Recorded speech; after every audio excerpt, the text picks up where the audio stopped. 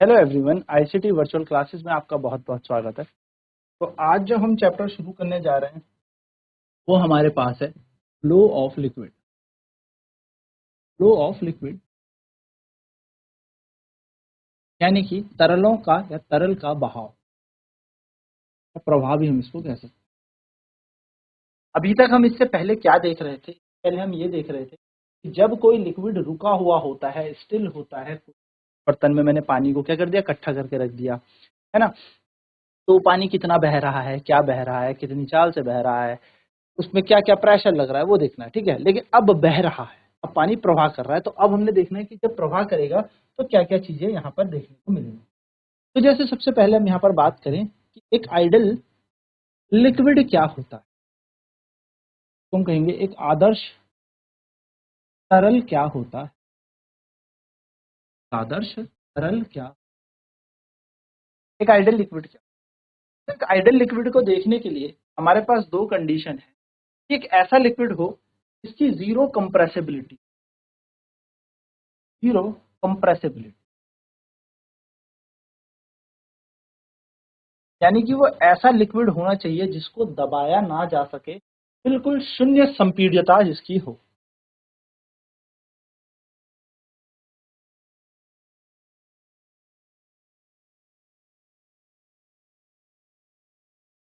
तो ठीक है, क्या होनी चाहिए? शून्य संपीड्यता होनी चाहिए और जीरो विस्कोसिटी होनी चाहिए। जीरो विस्कोसिटी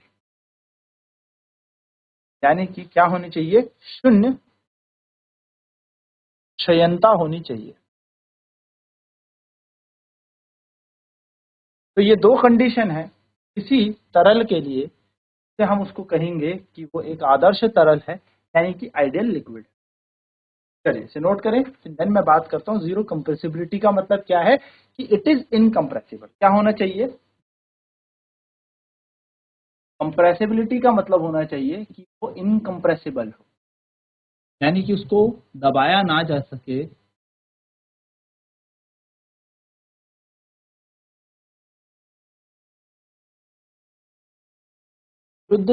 या मैं कह सकता हूँ शून्य संपीड्यता,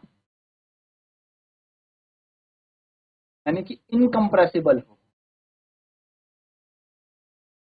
इन शॉर्ट अगर मैं बात कहूं तो जिस तरल को दबाया ना जा सके, पिचकाया ना सके, दबाया ना जा,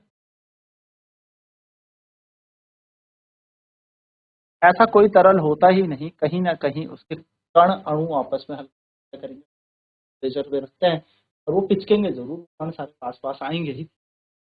जिसको नहीं पिचकाया जा सकता उसको हम आइडल बोलेंगे। तो there is no idle condition, ऐसी कोई अदर्स कंडीशन होती नहीं है, पर हम मानेंगे। दूसरा है जीरो विस्कोसिटी, यानी कि जिसको हम कह रहे हैं शून्य संपीड़िता, सॉरी विस्कोसिटी, संयंता। संयंता, संयंता मतलब tendency to flow. Flow, viscosity क्या होती है? एक तरीके का घर्षण बल होता है, घर्षण बल होता है, यानी कि संयंता एक घर्षण बल है, फ्रिक्शनल फोर्स है, जो लिक्विड को फ्लो होने में रोकेगा, जो लिक्विड को फ्लो होने में दिक्कत देगा। तो विस्कोसिटी जितनी ज्यादा होगी, लिक्विड उतना अच्छे से फ्लो नहीं करेगा, या आप कह सकते हो कि उसके प्रवाह में वो दिक्कत होगी। यानी कि क्षयणता जितनी ज्यादा, प्रवाह उतने अच्छे से वो तरल नहीं करेगा। जैसे अगर मैं आपको उदाहरण दूं, एग्जांपल दूं, तो पानी और हनी, यानी कि पानी और शहद या मधु हम जिसे कहते हैं,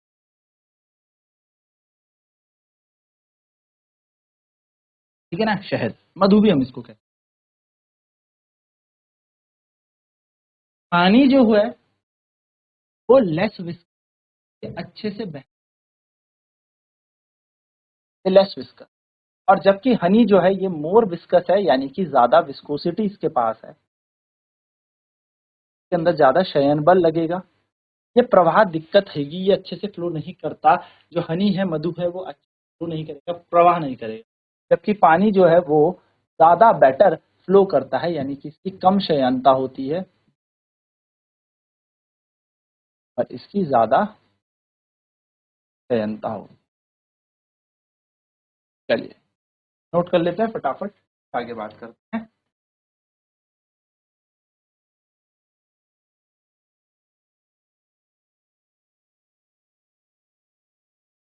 तो जीरो विस्कोसिटी का मतलब क्या हो गया, प्रवाह होने में उसे प्रॉब्लम होगी, यानी कि अच्छे से प्रवाह नहीं करेगा। तो जीरो कंप्रेसिबिलिटी, शून्य संपीड़ितता होगी। इनकंप्रेसिबल होगा, यानी कि ऐसा तरल जिसे नहीं दबाया जा सकेगा। और जीरो विस्कोसिटी, यानी कि अगर क्षयणता बढ़ेगी तो हमारे प्रॉब्लम होती है फ्लो करने में, यानी कि प्रवाह सही से नहीं होता।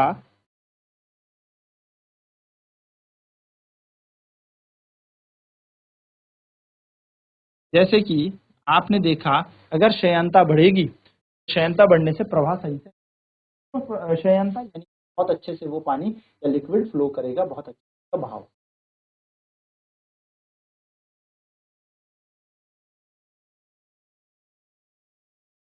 तो जैसे आप यहाँ पे देख रहे होंगे, पानी है लेस विस्कस है, तो पानी अच्छे से फ्लो करता है, प्रवाह करता है, जबकि हनी जो मधु है उसके अंदर ज्यादा विस्कोसिटी है, ज्यादा क्षयणता है, तो इसके प्रवाह होने में से ये अच्छे से प्रवाह नहीं करता, फ्लो नहीं कर पाता, क्योंकि इसके अंदर विस्कस फोर्स ज्यादा है, यहाँ पर जो है क्षयणता बल ज्यादा।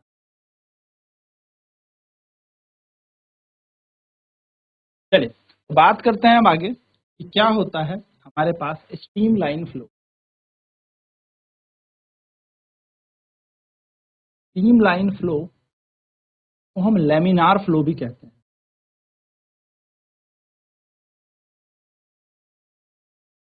यानी कि धारा रेखीय प्रवाह। तो मान लीजिए ये एक हमारे पास पाइप है,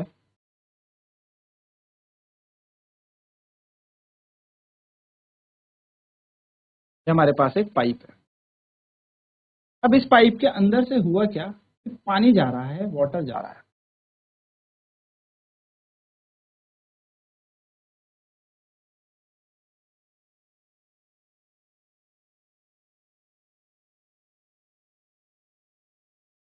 इसके अंदर से पानी यहां से जा रहा है। तो जब पानी यहां से मानो एंटर किया, तो ये वाला कण जब एंटर हुआ तो ये यहां पहुंचा, तो इसके पीछे जो कण जाएगा वो अब यहां होगा, उसके पीछे वाला कण यहां होगा और उसके पीछे वाला कण यहां।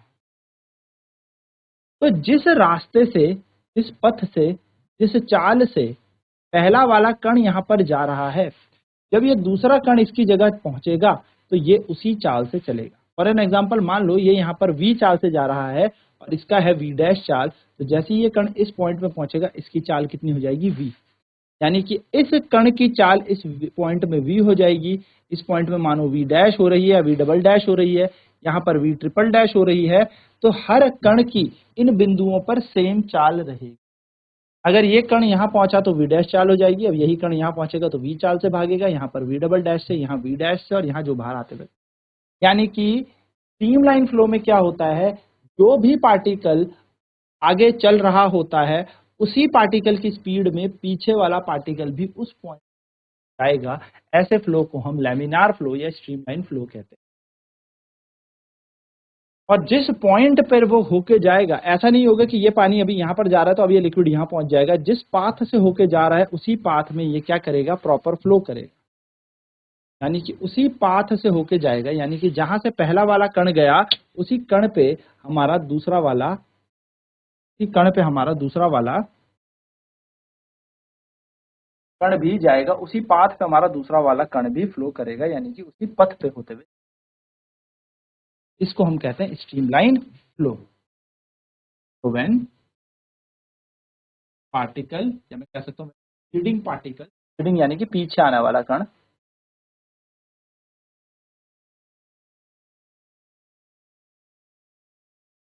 Follows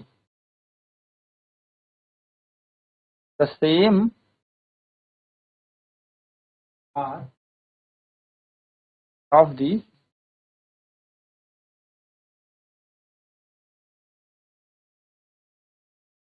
succeeding particle। जब से आने वाला कण उसी पथ से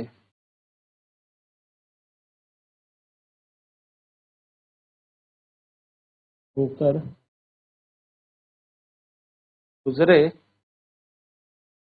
जिससे आगे वाला कण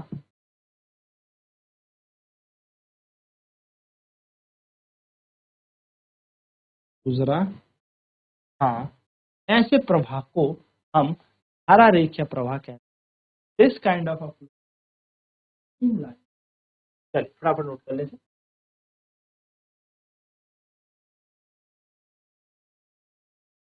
दूसरा फ्लो हमारे पास होता है टर्ब्यूलेंट फ्लो। हम कहते हैं विक्षुब्ध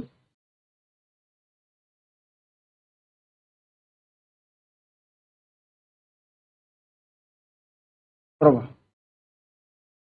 विक्षुब्ध प्रवाह में क्या होगा, जैसे एक पाइप हमारे पास है या कोई कंटेनर हमारे पास है, पानी फ्लो कर, तो पानी के कण ना ऐसे ऐसे ऊपर नीचे दाएं बाएं ऐसे फ्लो कर रहे होंगे, ऐसे ऊपर नीचे दाएं, यानी कि टर्ब्यूलेंट। हम टर्ब्यूलेंट को एक वर्ड और कह सकते हैं, अशांत। अशांत प्रवाह। अशांत यानी कि यहाँ पर क्या है, पार्टिकल जो पास हो रहे हैं वो सेम पॉइंट से अप डाउन मोशन कर रहे हैं, यानी कि रैंडम मोशन कर रहे हैं। कैसे कर रहे हैं, यहाँ पर पार्टिकल मूव कर, पार्टिकल इन रैंडम मोशन, यानी कि जो यहाँ पर कण है वो एक शांत प्रवाह कर रहे हैं। ऐसे फ्लो को हम टर्ब्यूलेंट फ्लो कहते हैं।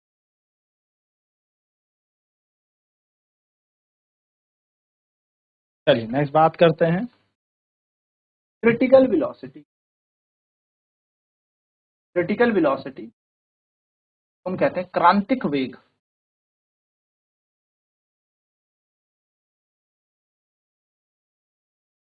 देखो क्या होता है,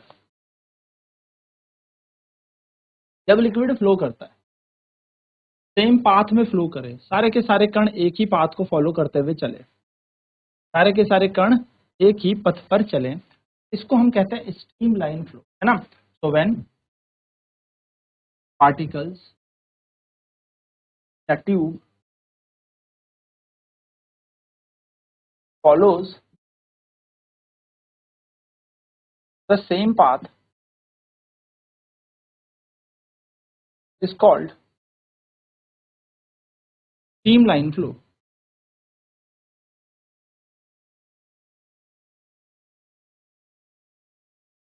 जब सारे के सारे कण ट्यूब में एक ही पथ से होते हुए गुजरे, आगे वाला जहां तो पीछे वाला भी वहीं से, आगे वाला जहां पीछे वाला, धारा रेखा प्रवाह कहते हैं। This is maintained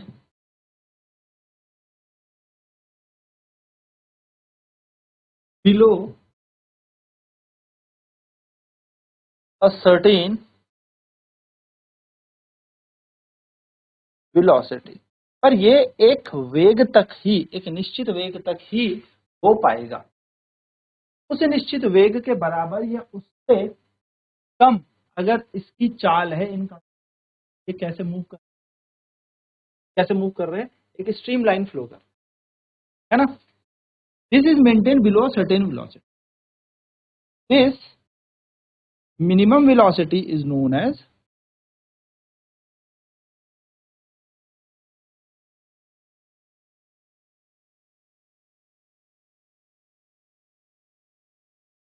critical velocity.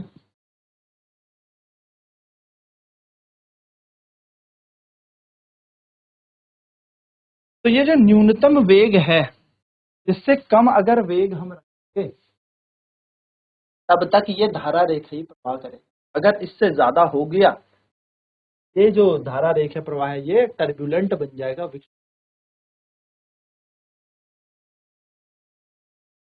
क्या कहते हैं, क्रांतिक वेग को हमें पता है अगर एक ट्यूब के अंदर जहां पहला कण गया उसी कण के पीछे सारे कण चल रहे हैं तो इसको हम धारा रेखीय प्रवाह कहते हैं। जब सारे कण एक ही पथ पर चलते हैं ऐसे प्रवाह को धारा रेखीय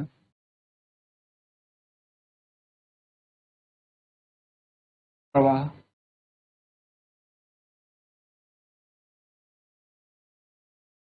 कहते हैं। पर बात करें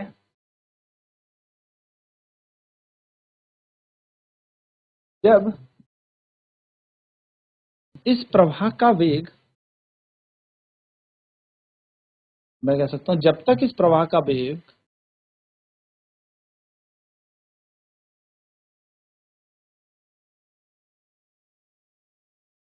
एक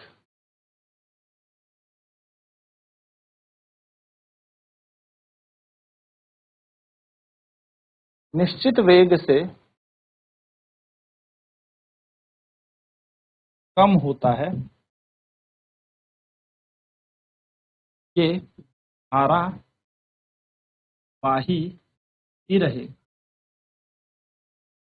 अगर इस निश्चित वेग से ज्यादा वेग हो गया तो ये हो जाएगा विक्षुब्ध प्रवाह। कह सकते हैं इस न्यूनतम वेग को क्रांतिक वेग कहते हैं।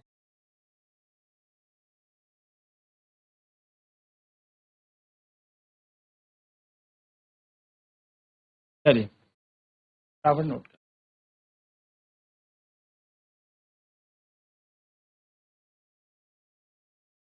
तो if the velocity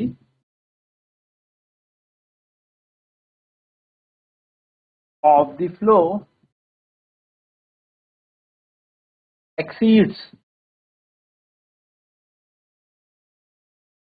this minimum velocity, this critical velocity,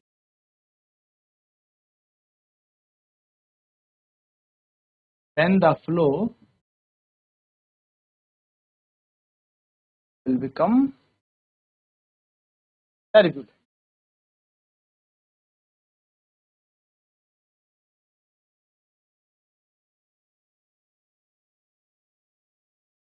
यदि इस प्रवाह का वेग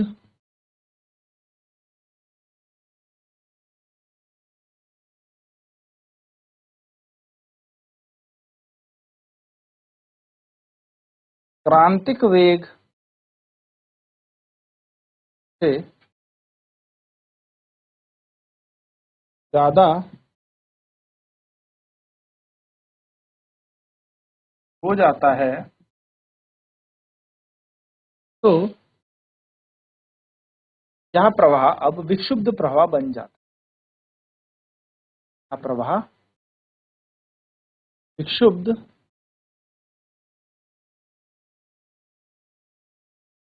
प्रवाह बन जाएगा।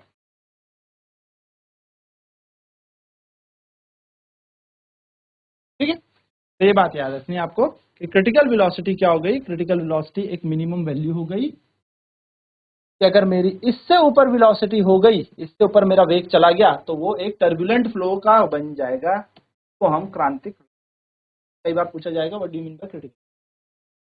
तो छोटी सी बात थी जिसमें हमने फ्लो के बारे में जाना। दो तरीके के फ्लो होते हैं, स्ट्रीमलाइन फ्लो होते हैं, टर्बुलेंट फ्लो यानी कि धारा रेखा प्रवाह और विक्षुब्ध प्रवाह। और कब धारा रेखा को विक्षुब्ध बना दिया जाएगा, एक मिनिमम वेलोसिटी के बाद। अगर इस मिनिमम वेलोसिटी से ज्यादा वेग होता है तो वो बन जाएगा हमारा विक्षुब्ध यानी कि टर्बुलेंट। तो आई होप ये छोटी छोटी चीजें और छोटी छोटी डेफिनेशन क्लियर होंगी। नेक्स्ट क्लास में हम बात करेंगे आगे और फ्लो के बारे में, विस्कोसिटी के बारे में। आज की क्लास में इतना ही। आईसीटी वर्चुअल क्लासेस में जुड़ने धन्यवाद।